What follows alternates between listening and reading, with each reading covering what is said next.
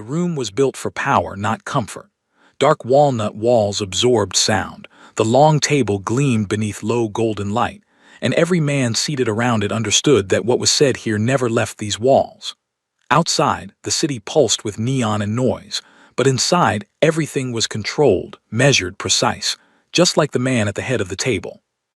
Dante Morty didn't raise his voice to command attention. He didn't need to. Silence followed him the way shadows followed light. His fingers rested loosely against a crystal glass, untouched whiskey catching reflections of the room as he listened to one of his captains outline a territorial dispute near the docks. Numbers were being discussed. Routes, percentages, consequences. Dante's expression didn't change. 3 months ago, he had signed away a marriage with that same calm indifference. No hesitation, no visible regret. Elina Morty had become Elina Rossi again with a single stroke of his pen, her life severed from his like a clean surgical cut. It had been necessary, efficient, final. At least, that's what he had told himself. "We move the shipments through the southern channel," the captain was saying, voice tight with caution. "Less risk, but we lose." A sharp vibration cut through the room. Every head turned. Dante's phone, placed neatly beside his glass, buzzed once against the polished wood. It didn't ring often during meetings. It wasn't allowed to. The rules were clear. Only one person in his entire organization had permission to break that rule. Marco. Dante didn't reach for it immediately. He let it vibrate once more, his gaze still fixed on the man speaking, as if nothing had interrupted them. The captain faltered under that stare, words slowing, then stopping completely. Silence settled. Only then did Dante pick up the phone. He didn't excuse himself, didn't explain. He simply answered, bringing it to his ear with the same controlled precision he applied to everything in his life. "Yes." Marco didn't speak right away. That more than anything shifted something in the air. Marco never hesitated, not like this. "Boss," his voice came low, roughened in a way Dante had never heard before. Dante's fingers tightened imperceptibly around the phone. "We found her." The words landed without context, without explanation, but they struck something deep and buried. Something Dante had sealed away with documents and signatures, and a decision he had never allowed himself to question. His gaze dropped, unfocused now, no longer seeing the men in front of him. "Your ex-wife," Marco continued, and for a fraction of a second Dante's chest felt like it had been hollowed out. "She's pregnant, 4 months." The world didn't tilt, it didn't shatter. It simply stopped. Dante didn't breathe. 4 months. The number echoed, precise and merciless, a timeline he could calculate without effort, a memory he had buried rising uninvited, the last night, the one mistake, the one moment of weakness before everything had ended. He had left before dawn, papers had followed by afternoon. Clean, controlled, final. And she's unconscious. That was when something broke. It wasn't visible, not to the men watching him, not to anyone who didn't know him well enough to recognize the fracture in stillness, but inside, something snapped with a quiet, devastating finality. Dante stood. The chair scraped sharply against the floor, the sound cutting through the room like a blade. No one spoke, no one dared. He didn't ask where, didn't ask how. Marco wouldn't have called if it wasn't already handled. "Location," Dante said. An address followed, a neighborhood Dante knew without needing to think, not somewhere she should have been, not somewhere she would have chosen. Not somewhere safe. His mind moved fast, dissecting, calculating, but the pieces didn't fit. Elina had been taken care of, he had made sure of it, the settlement, the arrangements, the distance. Everything had been handled. So why? Why was she alone? Why was she unconscious? Why didn't he know? "Boss," Marco's voice pressed, urgency creeping in now. "We need to move." Dante ended the call without another word. The room remained frozen, every man watching as he reached for his jacket, movements precise, controlled, but something had changed. Something in the way his shoulders held tension, in the way his jaw locked just a fraction too tight. "Meeting over," he said. That was it, no explanation, no delegation, no instructions. Unheard of.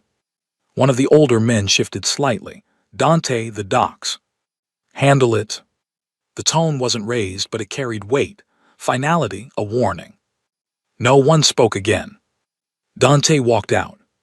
Not quickly, not rushed, but with a purpose that radiated off him like heat, each step deliberate as he moved through the corridor, past guards who straightened instinctively, past doors that opened before he reached them.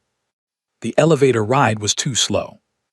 Every second stretched, filled with images he couldn't stop. Elina as she had been. Elina walking out of his penthouse with nothing but a suitcase. Elina turning once, just once, like she expected him to stop her. He hadn't. He had let her go because it was safer. Because distance meant protection.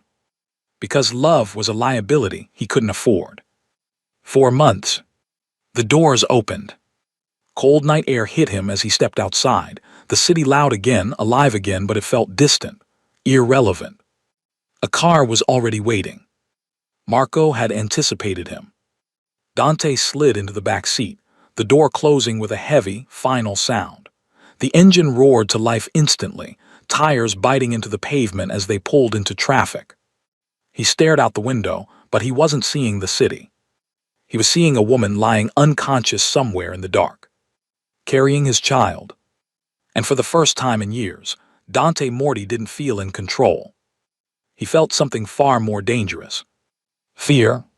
The night had teeth, sharp and unforgiving, the kind that sank into bone and stayed there, gnawing quietly beneath the skin. Elina Rossi felt them long before her body finally gave out, long before her knees hit the pavement with a force that sent a dull shock up her spine. The city didn't stop for her. It never did. Cars passed, headlights slicing through the darkness. People moved in blurred shadows, footsteps echoing past like she was nothing more than another piece of forgotten debris in a place that specialized in forgetting. She pressed her palm instinctively against her stomach, fingers trembling as if she could shield what mattered most from a world that had already taken everything else. 4 months. The number repeated in her mind like a quiet, fragile promise she was terrified of breaking. She hadn't meant for it to happen like this. She hadn't meant for anything to unravel the way it had, but life didn't ask for permission before it collapsed. It simply did. She had tried. God, she had tried harder than she thought a person could. The memory of the penthouse still haunted her in strange, disjointed flashes, the polished marble floors, the soft hum of silence that came with too much space, the scent of expensive cologne that clung to everything Dante touched. That life had felt permanent once, like something she had stepped into and would never have to question again. She had believed in it with a kind of quiet certainty that now felt almost naive. The divorce had come like a blade, clean and cold, severing everything in a way that left no room for negotiation or understanding. Papers delivered without explanation, signatures demanded without conversation, a life dismantled in the span of a few hours. She had stood there holding the envelope, her name already stripped back to something smaller, something less, and waited for the call that never came. She had called instead, again and again. His office, his phone, the restaurant. The numbers she knew by heart. Each time she was turned away, dismissed by men who spoke like they had been given clear instructions not to let her through, not to let her reach him, not to let her exist in his world anymore. At first she had thought it was pride, then anger, then confusion. By the time the truth settled in, heavy and suffocating, it had already been too late. The money she had received barely lasted a month in a city that devoured savings without mercy. Rent swallowed most of it, leaving scraps for food, for transport, for the bare minimum required to survive. She had sold what little she had left, jewelry first, then clothes, then anything that could be exchanged for a few more days of breathing space. Each transaction felt like shedding pieces of a life she no longer recognized. The hardest part wasn't the loss of luxury. It was the loss of safety, the quiet certainty that no matter what happened, she would be okay. That illusion had died the moment she realized she was alone, truly alone, carrying a child she hadn't planned, hadn't prepared for, but couldn't bring herself to regret. The dizziness had started weeks ago, subtle at first, easy to ignore. She had blamed it on stress, on exhaustion, on the endless cycle of work and worry that left her running on fumes. The diner shifts were long, unforgiving, and her manager's patience wore thinner with every moment she had to pause, every time her body reminded her that it was no longer just hers. "We can't afford weak links," he had said, his voice flat, dismissive, as if her condition was an inconvenience rather than a reality. Hours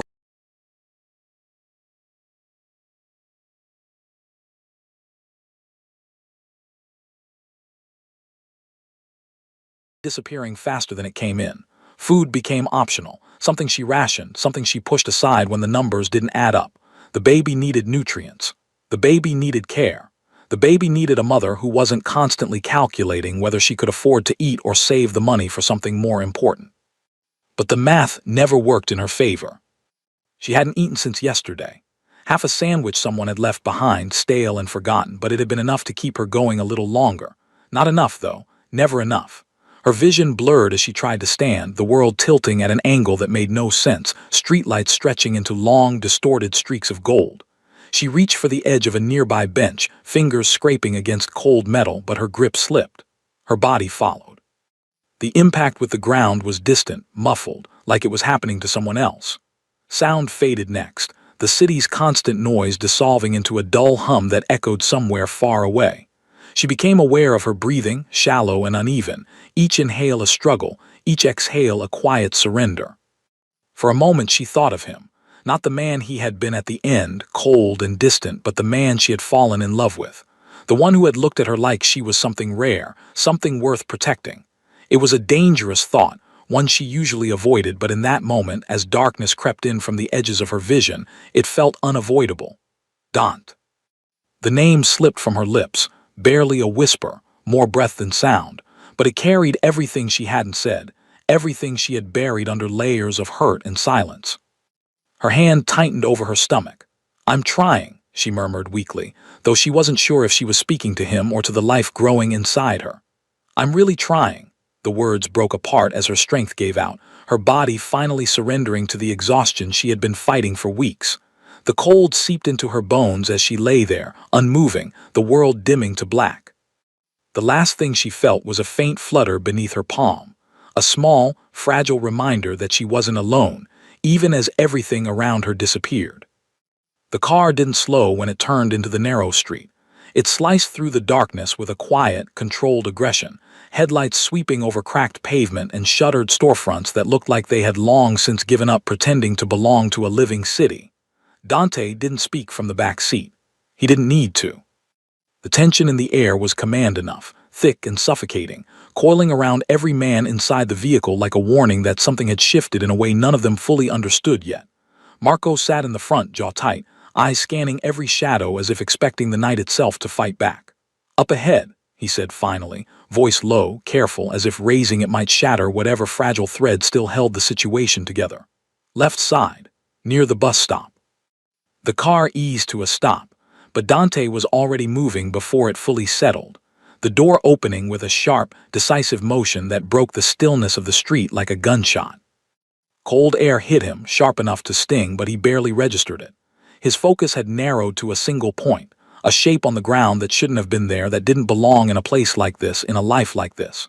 For a fraction of a second, his mind rejected what he was seeing, tried to reshape it into something that made sense, something that fit the narrative he had constructed for the past 3 months. She was supposed to be safe, comfortable.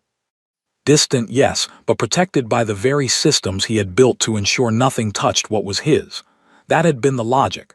That had been the justification. It unraveled the moment he reached her. Elina.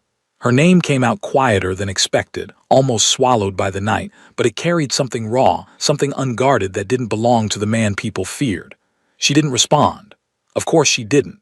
Her body lay curled slightly on the cold concrete, one hand still pressed protectively over her stomach, as if even unconscious, some instinct remained that refused to let go.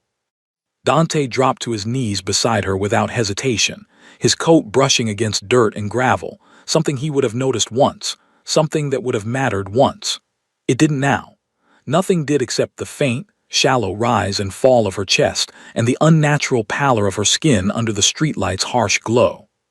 "Cristo?" The word slipped from him before he could stop it, a breath more than a sound, carrying disbelief and something dangerously close to fear. His hand hovered for a second before settling against her cheek, the contact immediate and jarring. She was cold. Not the kind of cold that came from weather, but something deeper, something that spoke of neglect, of time spent without the basic things a human body needed to survive. His fingers moved instinctively, brushing strands of hair away from her face, tracing the hollow beneath her cheekbone that hadn't been there before. Too thin, too fragile. The image clashed violently with every memory he had of her, every version of her that had existed in his mind since the day he had walked away. "Boss?" Marco's voice came from somewhere behind him, cautious, measured. "We need to move. She's been out here too long." Dante didn't respond immediately. His attention had shifted, drawn to the subtle curve beneath Elina's oversized sweater, something that had been hidden from him until now, something that redefined everything in an instant. 4 months. The number hit harder this time, not as an abstract concept, but as something real, something tangible lying beneath his hand when it moved, almost involuntarily, to rest over hers. There was life there. His life. A truth that had existed without his knowledge, without his protection, without his permission. His jaw tightened, a muscle ticking beneath the surface as something dark and volatile began to rise. "How long?" His voice was different now, lower, sharper, edged with something that made Marco straighten instinctively. "How long has she been like this?" Marco hesitated, just for a fraction of a second. "We don't know exactly. We got the call from one of the watchers 10 minutes ago. He said she collapsed suddenly. There was hesitation in reporting it." Dante's head snapped up, his gaze cutting through the dim light with a precision that felt almost violent. Hesitation. The single word carried more weight than a shouted accusation ever could. Marco exhaled slowly. The orders were unclear. They were told to observe, not intervene unless there was a direct threat. Silence followed, heavy and suffocating, the kind that preceded something irreversible. Dante looked back down at Elina, at the woman he had convinced himself was better off without him, safer without his world pressing in on her from all sides. The reality in front of him told a different story. One where distance hadn't protected her, where absence had created a vulnerability he had never intended. His hand tightened slightly over hers, not enough to hurt, but enough to ground himself in something real. "Get the car ready," he said finally, his tone leaving no room for argument. "We're not taking her to a hospital." Marco nodded immediately. "Already arranged. Private facility. No records, no questions." Good. That was one thing he didn't have to fix. Dante slid one arm beneath Elina's shoulders, the other under her knees, lifting her with a care that felt almost at odds with the force that defined him. She weighed less than she should have. That realization settled into his chest like a stone, heavy and immovable. As he stood, her head fell against his shoulder, her breath brushing faintly against his neck, warm enough to confirm she was still there, still fighting, even if her body had given out. "Stay with me," he murmured, the words so quiet they barely existed, meant more for himself than for her. "You don't get to disappear like this." He carried her to the car, every step deliberate, controlled, but beneath it all, something was unraveling, something he had kept locked away for years. The door opened before he reached it, Marco already moving, already anticipating. Dante slid into the back seat with Elina cradled against him, adjusting her carefully so her head rested against his chest, his hand instinctively finding its way back to her stomach, to the life he hadn't known existed.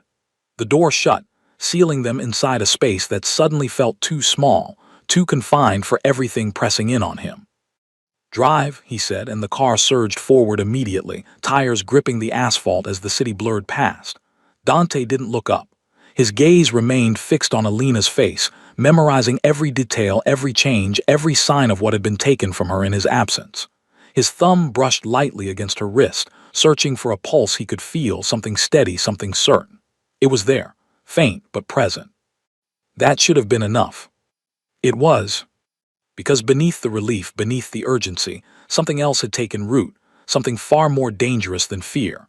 It coiled quietly, gathering strength with every passing second, with every unanswered question, with every piece of a reality that didn't align with the one he had built in his mind.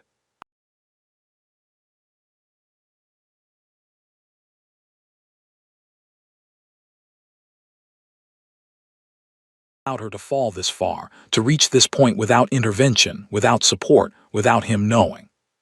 And Dante Morti was not a man who tolerated mistakes when it came to what was his. Looked out the window finally, the reflection staring back at him unfamiliar, darker, sharper, like something had shifted beneath the surface. "Marco," he said without breaking his gaze, "find out who was responsible for watching her." A pause. "And then find out why I wasn't told the truth." Marco didn't hesitate this time. "Yes, boss." Dante's hand tightened slightly where it rested against Elina, his voice dropping to something colder, something final. And when you do, don't bring me excuses.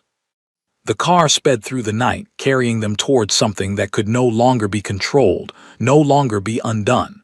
And for the first time since the call, Dante understood one thing with absolute clarity. This wasn't just a mistake. It was a betrayal. The building didn't exist on any map that mattered. From the outside, it looked like an abandoned private clinic tucked behind high stone walls and wrought iron gates, the kind of place people drove past without ever really seeing. Inside, it was something else entirely. White corridors stretched under soft recessed lighting, spotless and silent, every surface controlled, every movement deliberate. The kind of place where things happened quietly, efficiently, and without record. The car barely slowed before the gates opened, as if the building itself had been waiting, anticipating his arrival. Dante didn't look at the structure as he stepped out.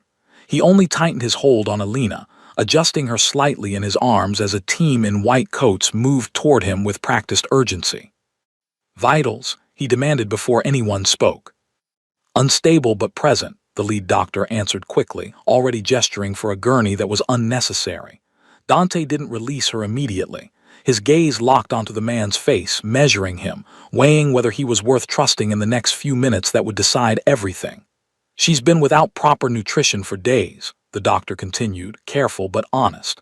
"Severe dehydration. We need to move now." Only then did Dante lower her, but even that was controlled, deliberate, his hands lingering for a fraction of a second longer than necessary, as if letting go required more effort than he was willing to admit. As they rushed her down the corridor, he followed without hesitation, his presence bending the space around him, nurses stepping aside instinctively, doors opening before he reached them. The sound of machinery began to rise, low beeping, the steady hum of controlled life, a rhythm that felt too fragile for what lay beneath it. They transferred her to a bed in a private room, monitors attaching to her with swift precision, wires mapping out the truth her body couldn't hide anymore. Dante stood at the foot of the bed, watching as numbers flickered to life, each one a silent accusation. Her pulse was too weak, her breathing too shallow. Her skin still carried that unnatural cold that hadn't left his hand since he had touched her outside. "She's 4 months pregnant," the doctor asked, glancing briefly at him. "Yes." The answer came without hesitation, without doubt. There was no room for uncertainty anymore. The timeline had already carved itself into his mind with ruthless clarity. The last night, the silence that followed, the papers that ended everything before it could begin again. The doctor nodded once, then turned his attention back to Elina. "We need to run scans immediately. Blood work, ultrasound. There are risks at this stage, especially with her condition." Dante stepped closer, his eyes never leaving her face. "You save both," he said quietly, but there was something in his tone that made the room shift, something that turned a request into a command. "Whatever it takes." No one argued. Minutes blurred into something indistinct as machines moved around her, as nurses adjusted lines and monitors, as the quiet intensity of controlled panic settled into the room. Dante didn't sit. He didn't move. He stood there like something carved from stone, watching every detail, absorbing every second, his mind working beneath the surface in a way that had nothing to do with medicine and everything to do with control. Marco entered silently, closing the door behind him, his presence careful, measured. "We're secure," he said under his breath. No one followed, no one saw. Dante didn't respond immediately. His gaze shifted slightly, just enough to acknowledge the words. "The Watcher?" he asked. Marco hesitated. It was subtle, but it was there. "He's being questioned." That wasn't enough. "By who?" "By me." Dante's jaw tightened, a small movement, but it carried weight. "Good. Then you already know if he's lying." Marco met his eyes for a brief second. "There's inconsistency." That word hung in the air longer than it should have. Dante looked back at Elina, at the monitors that now defined her survival, at the fragile line between what was and what could be lost. "Explain." "He claims he followed orders," Marco said carefully. "Said he was told to observe only, not to interfere unless there was a direct external threat." Dante's gaze sharpened, and this wasn't a threat. Marco exhaled slowly. He said it wasn't classified as one. Silence settled again, heavier this time. Dante's hand moved almost unconsciously, brushing against Elina's wrist, feeling the faint pulse beneath her skin.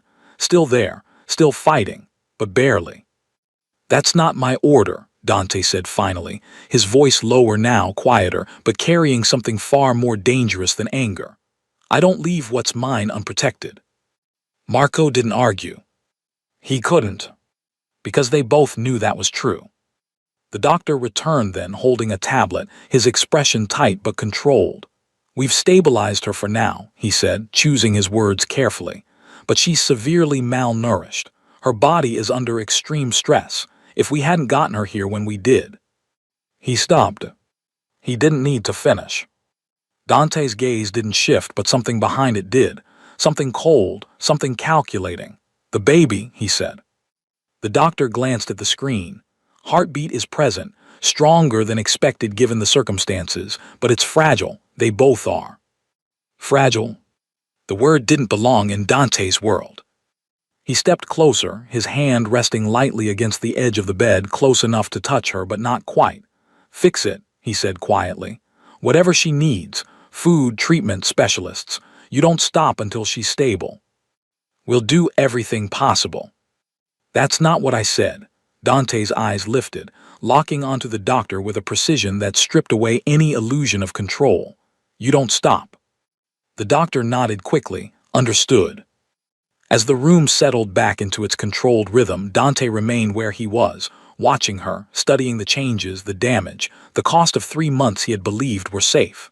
His mind moved through it all, through the orders he had given, the systems he had trusted, the people he had placed between her and the world. Somewhere in that chain something had broken, not by accident, not by oversight. Deliberately. His gaze darkened as the realization settled in fully for the first time. This wasn't neglect, it wasn't incompetence, it was interference. Someone had changed the rules. Someone had decided she didn't matter. His fingers curled slowly against the edge of the bed, the movement small, controlled, but carrying the weight of something far more dangerous than rage. Because rage was loud, predictable, temporary. What settled in him now was something else entirely. Cold, precise, permanent. "Marco," he said without looking away from Elina. "Yes, boss." "Find out who gave that order." A pause. "And when you do," Dante's voice dropped, almost a whisper, but it cut through the room with absolute clarity. "Don't bring them to me yet." Marco's brow tightened slightly. "You want confirmation first." Dante's hand finally moved, resting gently against Elina's fingers, his thumb brushing lightly over her skin, grounding himself in something real, something that still belonged to him. "I want to know how deep this goes." The monitors continued their steady rhythm, the only sound in the room that mattered, marking time in fragile increments. Dante stood there, unmoving, watching over the woman he had lost once and refused to lose again. And somewhere beneath the surface, a war had already begun. Consciousness didn't return all at once. It came in fragments like broken glass catching light in uneven flashes. Sound first, soft, mechanical, steady. A rhythmic beeping that felt distant, then closer, then suddenly too loud inside her head. Then came sensation. Warmth beneath her back instead of cold pavement. Fabric that was too soft, too clean, brushing against her skin. Air that didn't bite. It wrapped around her instead, controlled and quiet, carrying the faint scent of antiseptic and something darker beneath it. Something familiar she couldn't place at first. Elina tried to move. Her body resisted, heavy and uncooperative as if it belonged to someone else. A low groan slipped from her throat before she could stop it, and the sound seemed to echo louder than it should have in the stillness around her. The beeping shifted immediately, quickening, betraying what her body couldn't hide. Footsteps followed, firm, controlled, closing the distance faster than anything else in the room. "Ezzy." The voice cut through everything. Low, steady, unmistakable. Her breath caught before her eyes even opened.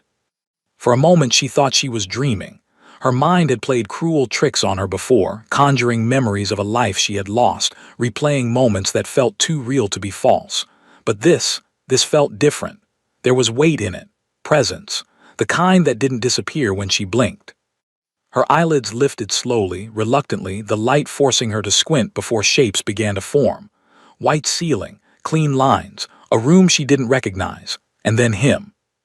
Dante stood beside the bed, close enough that she could see the tension in his jaw, the shadows beneath his eyes that hadn't been there before, the way his gaze locked onto hers like he was confirming something real, something he had almost lost. For a second, neither of them spoke. The silence stretched, thick with everything that had been left unsaid. "You shouldn't be here," she whispered finally, her voice raw, barely holding together. It wasn't anger. It wasn't even accusation. It was disbelief. Dante didn't move, and yet I am. The answer was simple, controlled, but something underneath it felt sharper, heavier, like it carried too much to be just words. Her gaze shifted instinctively downward. Her hand moved before she could stop it, resting against her stomach, the familiar curve grounding her in reality. It was still there, still real. She swallowed, her throat tight. "How long?" she asked quietly. "4 months." He didn't hesitate, didn't question, didn't doubt. Her eyes flickered back to his, something breaking through the exhaustion. "You're certain?" "I don't deal in uncertainty." Of course he didn't. That was the problem, wasn't it? Everything with him had always been clean, precise, calculated. Even their ending had followed that same pattern. No conversation, no explanation. Just a decision made without her for her, like she was something that could be removed from his life without consequence. Her lips parted, but the words came out weaker than she intended. "Then you should have known." That landed. She saw it in the slight tightening of his expression, in the way his shoulders shifted just enough to betray the control he was trying to maintain. "I should have," he admitted. 3 words. Simple, but they carried more weight than anything else he could have said. Elina let out a slow breath, her head sinking back against the pillow as the room tilted slightly. "I tried to tell you," she said, the memory clawing its way back with painful clarity. "I called your office. I went to the restaurant. I sent emails. I even waited outside your building like—" She stopped herself, shaking her head weakly. "It doesn't matter." "It matters." His voice sharpened just slightly, but enough to cut through the fog in her head. Her eyes narrowed faintly. "Does it? Because from where I was standing, it looked like you had made your decision very clear." Dante stepped closer then, the distance between them shrinking until it felt almost suffocating. "I gave orders," he said, his tone dropping, controlled but dangerous. "Specific ones. You were supposed to be taken care of, protected, provided for." A hollow sound escaped her, something close to a laugh but without humor. "Protected," she repeated, the word tasting bitter. "I've been living in a one-room apartment with broken heating and cockroaches. I've been working double shifts just to afford rent. I haven't eaten properly in days." Her hand tightened against her stomach. "That's your version of protection." Something shifted in him then. Not anger. Something worse. A realization. Sharp, immediate, violent in its clarity. "That's not what I ordered." The words came out low, almost to himself, but she heard them anyway. Elina watched him, something cold settling in her chest. "Then maybe your orders don't mean as much as you think they do." Silence followed. Heavy pressing. Dante turned slightly, his gaze moving away from her for the first time since she had opened her eyes. His hand moved, slow, deliberate, brushing over his mouth as if he was holding something back. Calculating, reconstructing. Someone had changed something. Someone had interfered. And suddenly, everything that hadn't made sense did. When he looked back at her, there was no softness left, no hesitation, just clarity. "Who stopped you?" he asked. The question was quiet, but it carried weight. Elina frowned slightly, trying to focus through the haze. "A man, security, scar on his cheek," he said. She paused, her voice tightening. "He said you didn't want to see me, that if I came back again you'd file a restraining order." The air in the room went still. Dante didn't move, but something in his eyes darkened in a way that made her chest tight instinctively. "Did he?" she asked, softer now, uncertain for the first time. "Did you tell him that?" Dante's answer came without hesitation. "No." 1 word. Absolute. Final. And in that moment, the truth shifted between them. rearranging everything they thought they knew. Elina's breath caught, her mind struggling to catch up. Then why? Because someone wanted you cut off, Dante said, his voice dropping to something colder than she had ever heard before. Isolated, invisible. Her hand moved instinctively over her stomach again, protective, instinctive. Why? Dante's gaze followed the movement. And for the first time, something dangerous flickered beneath the surface. Because you're carrying something they can't afford to let exist. The words settled into the room slowly. Heavy, unavoidable. And suddenly, this wasn't just about a failed marriage anymore. It was about something far bigger. Something far more dangerous. And whatever had been broken between them before was nothing compared to what was coming next. The warehouse sat at the edge of the river like a forgotten secret, its rusted exterior blending into the industrial decay that kept curious eyes away. Inside, it was anything but abandoned. Light spilled harsh and white across concrete floors, cutting through shadows that clung stubbornly to corners where silence felt heavier than sound. The air carried the faint scent of oil, metal, and something darker beneath it, fear, thick and suffocating, seeping into the walls themselves. Dante stepped through the open doorway without hesitation, his presence altering the atmosphere instantly, as if the building recognized him and adjusted accordingly. Conversation stopped. Movement stilled. Every man in the room straightened instinctively, their posture tightening under the weight of his arrival. At the center of the space, tied to a metal chair bolted to the ground, sat Tommaso. His head hung low, blood dried along his jawline, his breathing uneven but conscious. He had been worked over already, but not enough to break him completely. That part was intentional. Dante didn't deal in half measures, but he also didn't rush what needed to be understood first. Marco stood a few feet away, sleeves rolled, knuckles bruised, his expression carefully neutral as he turned slightly at Dante's approach. "He's been cooperative," Marco said, though the word felt like a lie the moment it left his mouth. To a point. Dante didn't respond immediately. He walked slowly, deliberately, until he stood directly in front of Tommaso, looking down at him without expression. For a long moment he said nothing, letting the silence stretch, letting it press in until it became unbearable. Tommaso shifted under it, his shoulders tightening, his breathing quickening as he finally forced his head up. Their eyes met, and whatever composure Tommaso had been clinging to fractured visibly. "Boss," his voice cracked, desperation threading through it. "I can explain." Dante tilted his head slightly, studying him the way a man might study something already broken, deciding whether it was worth repairing or discarding. "Explain what?" he asked quietly. "How my ex-wife ended up starving in a neighborhood I don't even allow my enemies to walk through, or how my unborn child was left without protection under my own orders." Tommaso swallowed hard, his gaze flickering briefly toward Marco before snapping back to Dante. That wasn't how it was supposed to go," he said quickly, words tripping over each other. "The orders I got, they were different." Dante's eyes sharpened, the shift subtle but lethal. "Different how?"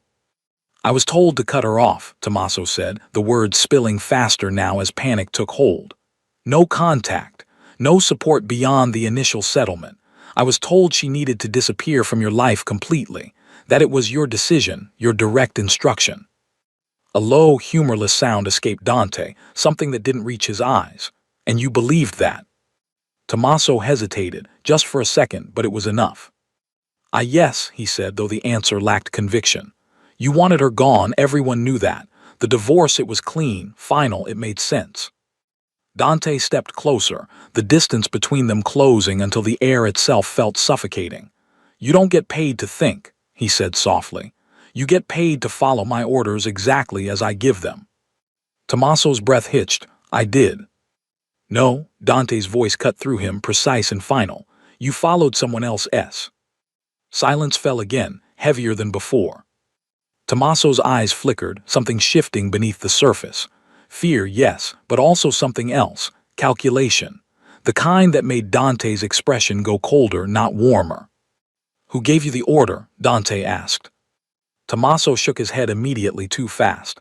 "No one. It came through the system, through the usual channels, I assumed." "You assumed wrong." The words landed like a verdict. Dante reached out then, his hand closing around Tommaso's jaw with controlled force, tilting his head back just enough to force eye contact. "You let her starve," he said, his voice still quiet, but carrying something far more dangerous than volume.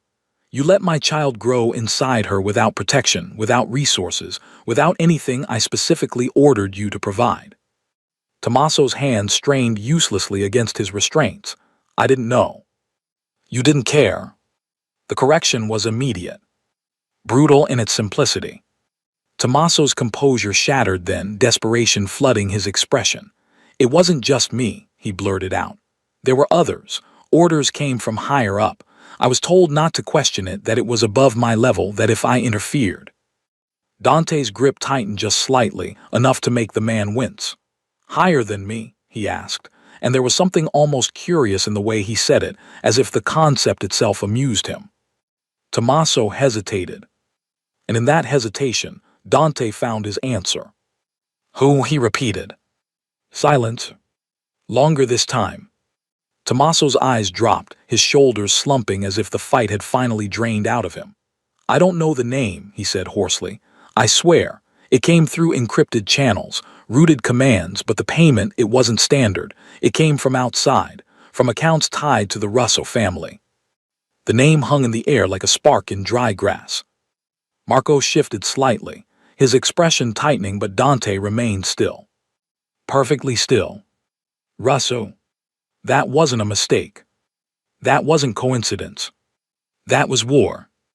Dante released Tommaso abruptly, stepping back as if the man had already ceased to matter. His mind moved fast now, pieces aligning, patterns forming, a larger picture emerging from what had once looked like isolated failures. The altered orders, the blocked communication, the stolen funds. It wasn't about negligence. It was about isolation, weakening Elina, making her vulnerable, turning her into something that could be used. Or eliminated. His gaze darkened as the realization settled fully into place. "They didn't just want her gone," he said slowly, more to himself than anyone else. "They wanted her exposed." Marco nodded once, grim understanding settling in. If she was alone, unprotected, she was an easy target. "And the child," Dante added, his voice dropping even further. "The heir. The future." A threat before it even had the chance to exist. Tommaso looked up again, desperation creeping back into his voice. "I didn't know it would go that far," he said quickly. "I thought it was just about keeping her out of your life. I didn't know they were planning something bigger." Dante looked at him again, but this time there was nothing human left in his gaze. No anger, no emotion. Just decision. "You don't need to know," he said quietly. Tommaso froze. Because he understood. Everyone in that room did.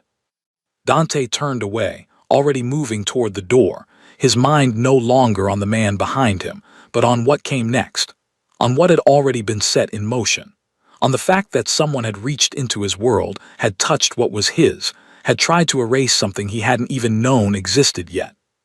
"Boss," Marco's voice followed him carefully, "what do you want done with him?" Dante didn't stop walking. Didn't look back. "Make it known," he said, his tone calm, almost indifferent, "that this is what happens when someone interferes with my family." The door opened. Cold night air rushed in. "And Marco," Dante added, pausing just long enough for the weight of his next words to settle. "Yes, boss. This isn't over." No. It was. Because what had started as a mistake had just become a war.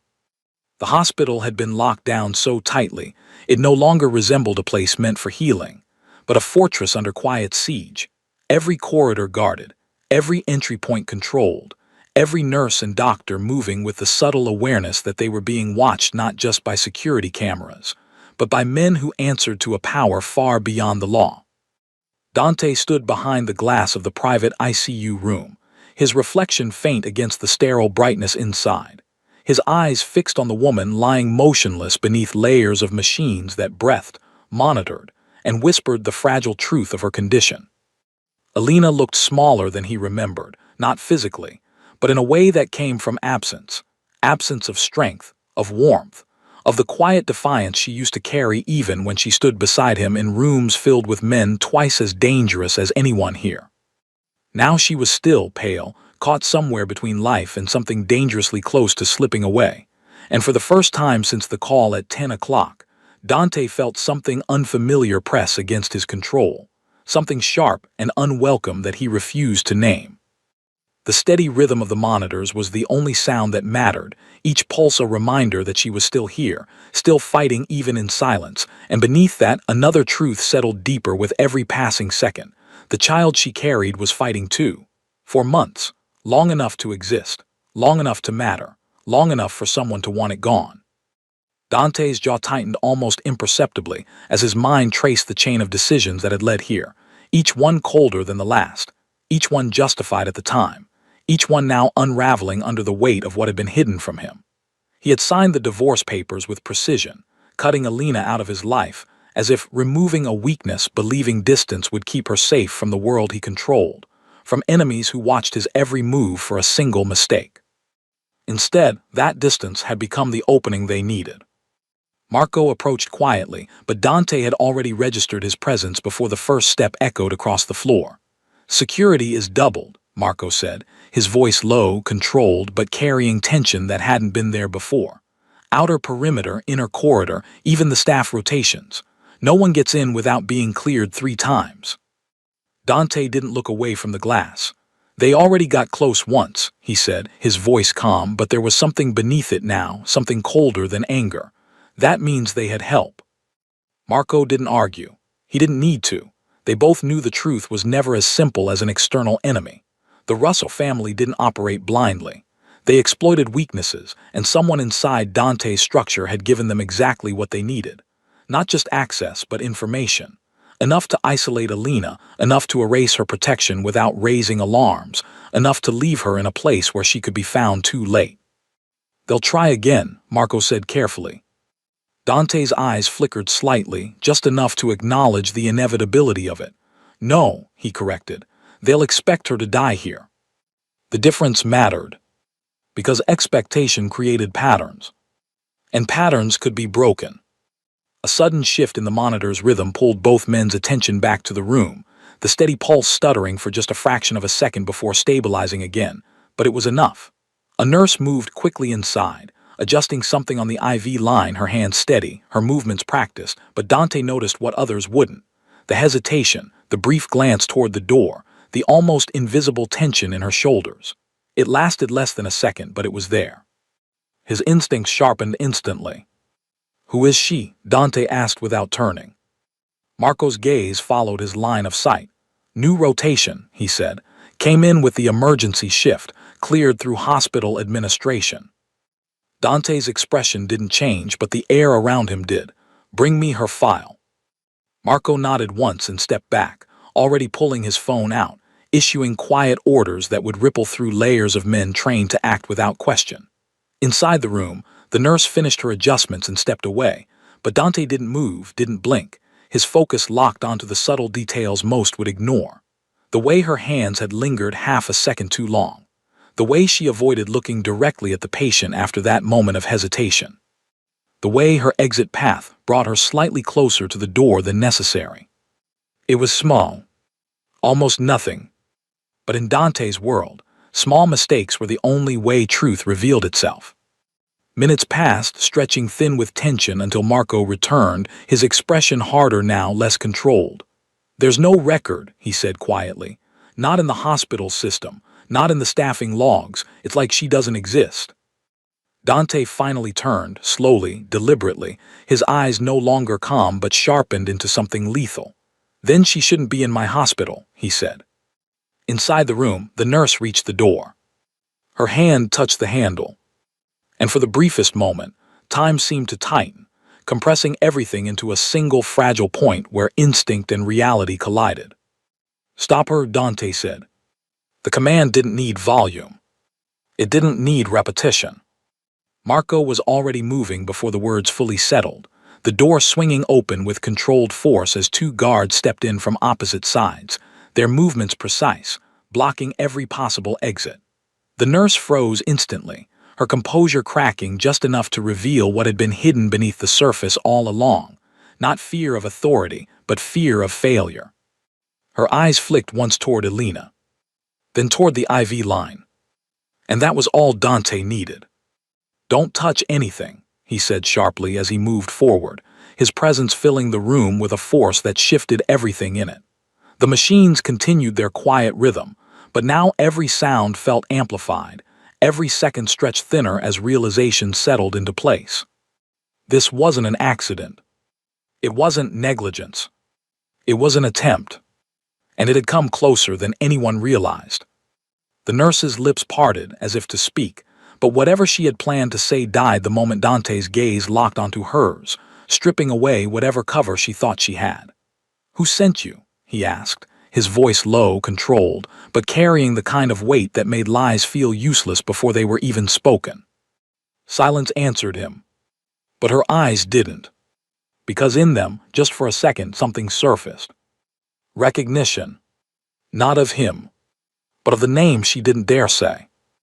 And in that moment, Dante understood something far worse than a single infiltration. This wasn't just an attack on Elina. This was a coordinated move. And the hospital was already compromised. The realization did not arrive like panic. It settled like a precise calculation, cold and immediate, threading through Dante's mind with the clarity of a man who had survived too many wars to mistake instinct for fear. The hospital was no longer a sanctuary, and whatever perimeter he had believed secure had already been breached from within, which meant every corridor, every system, every uniform could no longer be trusted. He stepped deeper into the room without hesitation, his presence altering the atmosphere as if the air itself had tightened around him, and the guards responded not with confusion but with sharpened awareness, sealing the exits with a discipline that suggested they understood exactly what this moment meant. Elina remained motionless, unaware of how close danger had come, unaware of how the fragile line between her survival and her death had just been tested by hands disguised as care.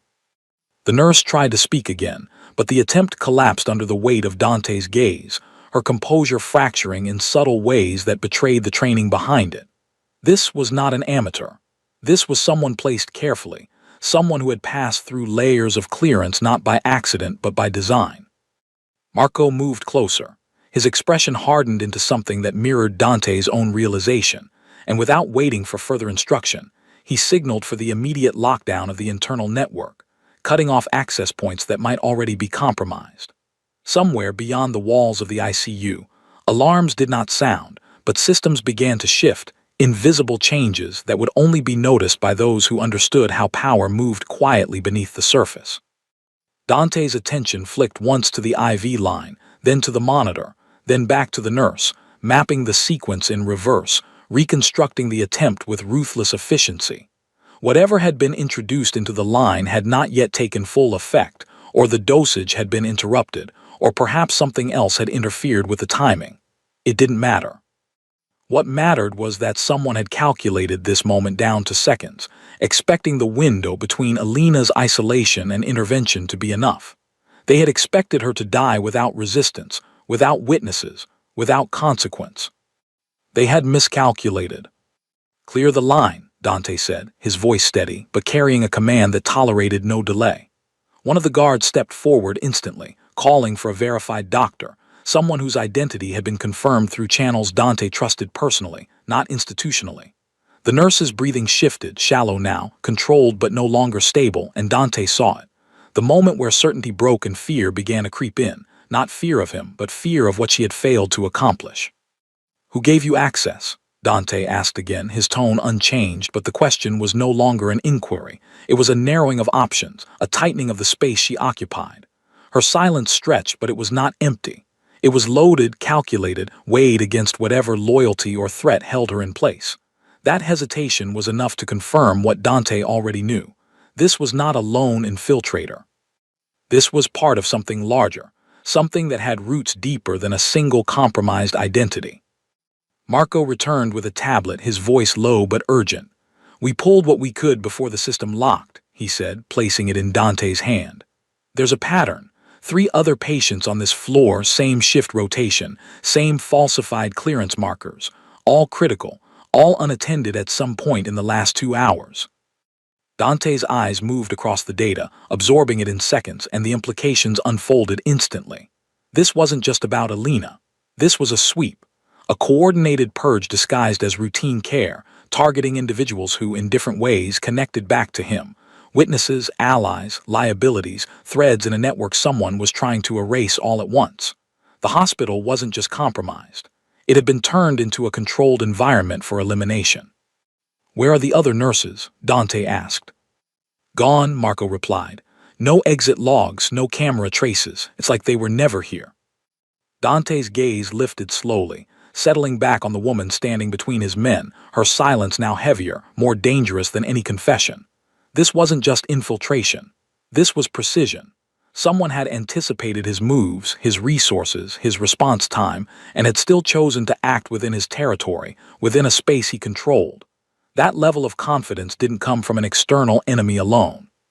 It came from someone who knew him. The doctor arrived moments later, breath controlled but eyes alert, immediately moving to the IV line, checking, flushing, stabilizing, undoing what had been attempted with practiced urgency. Dante didn't interfere, but he watched every movement, every adjustment, committing it to memory, ensuring nothing was overlooked. Elina's vitals steadied again, fragile but holding, and the faint shift in the monitor's rhythm told him she was still fighting, still refusing to give in, even in silence. Behind him, the nurse finally spoke, her voice barely above a whisper. "You're too late," she said.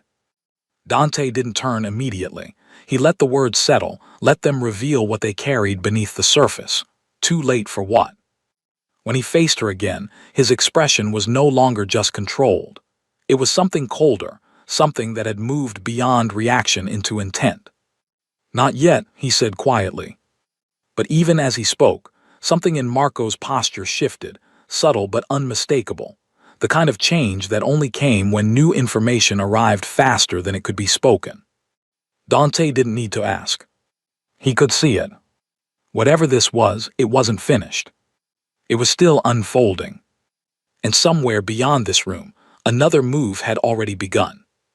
The shift came not with noise, but with absence, the kind of silence that presses too heavily against the edges of a controlled environment and forces even the most disciplined minds to recognize that something has already slipped out of reach. Dante felt it before it was confirmed, before Marco's phone vibrated in his hand, before the guarded corridors outside began to subtly realign, as men received new orders that didn't match the pattern of defense but something far more dangerous: containment.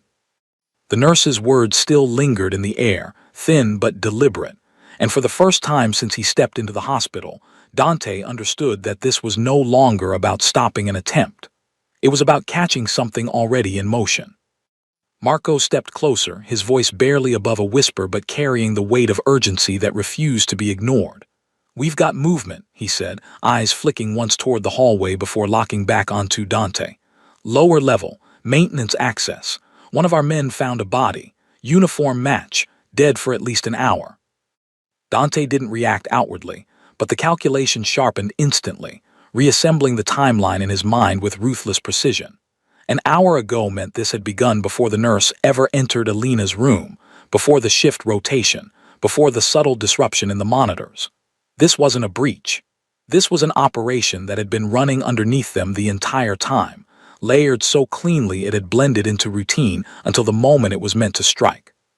His gaze drifted once more to Elina, to the fragile rhythm that still held her to life, and then away again, because whatever was happening below was now just as critical as what remained here. "Seal the upper floor," Dante said quietly, his voice steady but edged with something colder now, something that carried the authority of a man no longer reacting but taking control of the board. "No one leaves, no one enters, anyone unaccounted for." He didn't finish the sentence. He didn't need to. Marco nodded once and turned, issuing orders that moved faster than sound through men trained to act without hesitation. The guards inside the room adjusted subtly, their stances tightening, their awareness expanding beyond the immediate threat to the broader structure of what was unfolding. Dante stepped back from the bed, his presence lingering for only a moment longer beside Elina, his eyes tracing the faint rise and fall of her chest, committing it to memory as if leaving something behind before stepping into the next phase of the fight. The descent into the lower levels felt different, the air heavier, colder, stripped of the controlled sterility of the upper floors, and replaced with something more mechanical, more forgotten, a place where systems ran unseen and where oversight could be manipulated without immediate detection. The lighting flickered in subtle intervals, not enough to raise alarm for most, but enough for Dante to recognize intentional interference. Someone had prepared this path. Someone had ensured that, when the time came, visibility would be just compromised enough to create hesitation. They found the body where Marco had said, sprawled near a service door that had been forced open with precision rather than brute strength, the uniform intact, the identification still in place, but the details didn't matter. What mattered was the method: clean, silent, efficient. No signs of struggle, no defensive wounds. The man had been taken out before he even realized he was in danger. Dante crouched slightly, his eyes scanning the surroundings, reading the scene not for what it showed but for what it implied. The door led into a maintenance corridor that branched into multiple access points: electrical systems, oxygen lines, backup generators, all critical infrastructure that could cripple the hospital without ever touching the patients directly. This wasn't just about Elina anymore. This was leverage. "They're not here to finish her," Dante said, his voice low almost to himself, but Marco heard it clearly. "They're here to make you choose," Marco replied. Dante's eyes lifted slowly, the realization settling deeper now, sharper, more dangerous. Elina upstairs, fragile, targeted, barely holding on. The hospital infrastructure below, vulnerable, capable of turning every life inside into collateral within minutes. And somewhere in between, an enemy who had orchestrated both, forcing him into a position where protecting one could cost the other. A faint sound echoed from deeper within the corridor, almost lost beneath the hum of the building's systems, but Dante caught it instantly. Not movement, not footsteps. A timer. His expression didn't change, but the air around him did, tightening with the sudden awareness that this was no longer a hunt. It was a race. "Find it," he said sharply. Men moved instantly, splitting into calculated paths, tracing the sound through branching corridors that seemed designed to confuse, to delay, to misdirect. Dante followed the echo himself, his pace controlled but urgent, his mind already mapping the possibilities of what had been planted and where it would cause the most damage. Oxygen lines, power grids, fire suppression systems. Any one of them could turn the hospital into a trap. The sound grew louder, clearer, until it led them to a sealed panel, slightly ajar, just enough to reveal what lay behind it. Marco reached it first, pulling it open fully, and for a brief moment everything stilled. Because inside wasn't a bomb. It was worse. A compact device wired directly into the hospital's life support control system, its screen glowing faintly with lines of code that pulsed in sync with the building's core operations, not counting down to an explosion, but executing something far more precise, far more devastating. Dante stepped closer, his eyes narrowing as he read what most wouldn't understand in time. It wasn't designed to destroy the hospital. It was designed to shut it down. Gradually, system by system, patient by patient, starting with the ICU, starting with Elina. And as the realization settled into place, the final piece clicked with brutal clarity. This wasn't just an attack. It was a message. And whoever had sent it was watching to see which life Dante would try to save first. The truth did not arrive as a revelation, but as a tightening of inevitability, the kind that leaves no space for hesitation once it settles into place. And Dante understood in that silent, electric moment that the game had never been about destruction, but about exposure, about forcing him into a position where every decision would reveal something he had spent years burying beneath control, beneath calculation, beneath the illusion that he could separate power from consequence. The device pulsed softly inside the panel, its quiet operation far more dangerous than any explosive force, and the coded sequences running across its surface reflected a mind that understood systems not as machines, but as living networks, fragile, interdependent, and devastating when manipulated with precision. Whoever had built this did not want chaos. They wanted suffering measured in seconds, in breaths, in the slow collapse of life support that would begin in the ICU and ripple outward, leaving Dante with enough time to understand exactly what he was losing and why. Marco's voice cut through the stillness, controlled but edged with something darker now. "We can shut it down manually," he said, though the uncertainty beneath the words betrayed the risk. "But if we're wrong, it could trigger a fail-safe, full system crash, no backup." Dante didn't answer immediately. His gaze remained fixed on the device, absorbing every detail, every line of code, every subtle irregularity that hinted at intention rather than randomness.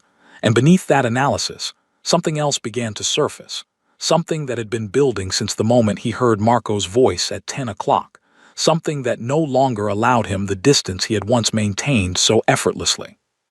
This was not just an attack on his empire, not just a strategic move by a rival family testing his defenses. This was personal, constructed with an understanding of his patterns, his weaknesses, his history. The nurse's hesitation, the falsified identities, the timing of Elina's isolation, the pregnancy he had not known about. Each piece aligned too perfectly to be coincidence.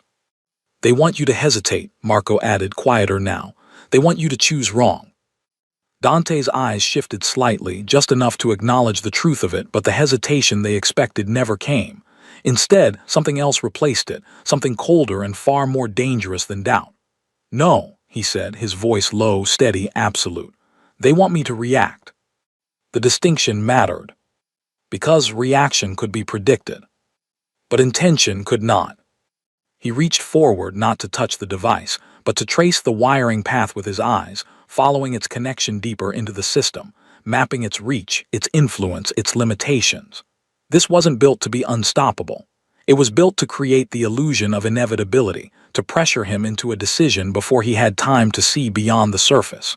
And beneath that illusion, there was always a flaw. There had to be. "Cut external access," Dante said suddenly. Marco frowned slightly. "What?" "They're watching through the system," Dante continued, his focus sharpening. "If we shut it down completely, we lose control. But if we isolate it," he paused, the final piece clicking into place, "we turn it into a closed loop." Marco understood instantly, his expression shifting as the strategy unfolded. "They lose visibility." "And control," Dante finished. Orders moved fast after that, faster than the silent countdown embedded in the system, men rerouting connections, isolating networks, severing the pathways that allowed the device to communicate beyond itself. The building seemed to hold its breath as layers of infrastructure shifted, the invisible threads connecting systems tightening, rerouting, locking into place. The device continued its sequence, unaware that its reach was shrinking, that its influence was being contained. Upstairs in the ICU, Elina's monitors flickered once, then stabilized again, the fragile rhythm of her life no longer tied to the external manipulation that had nearly ended it.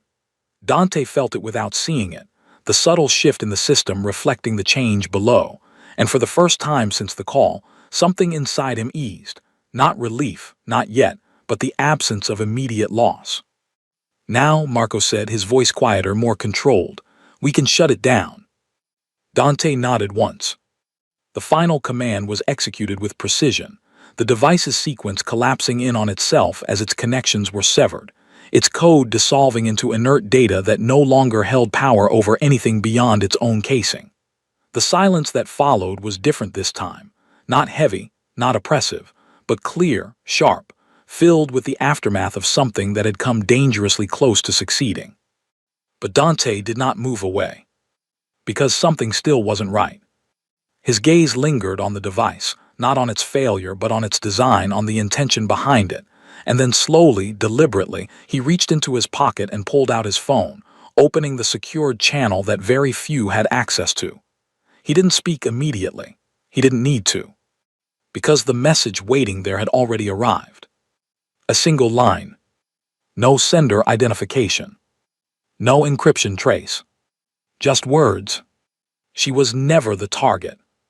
For a moment the world narrowed to that sentence, everything else falling away as the true shape of the attack revealed itself with devastating clarity. Elina, the pregnancy, the hospital, the device, none of it had been the objective. It had been a distraction. A perfectly constructed one.